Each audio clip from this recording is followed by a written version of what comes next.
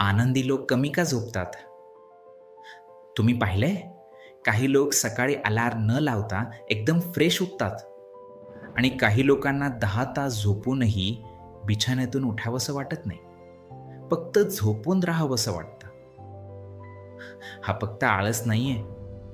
हे तुमच्या मनाच्या स्थितीवर अवलंबून असतं. सायकॉलॉजी सांगते, जर तुम्ही आयुष्यात खूप आनंदी असाल, तर तुम्हाला कमी झोपेची गरज लागते.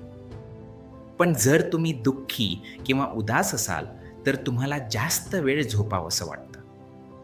कारण सोप्पं आहे. जेव्हा तुम्ही आनंदी असता, तेव्हा तुमचं वास्तव तुमच्या स्वप्नांपेक्षा जास्त सुंदर असतं. त्यामुळे मेंदूला जागं राहायला आवडतं.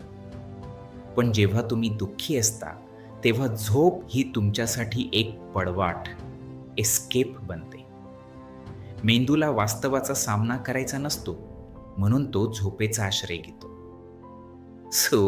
तुम्ही कुंभकर्ण आहात की अर्ली बर्ड? सध्या तुम्हाला किती तासांची झोप लागते? कमेंटमध्ये सांगा. आणि आनंदी राहण्यासाठी आत्ताच फॉलो करा.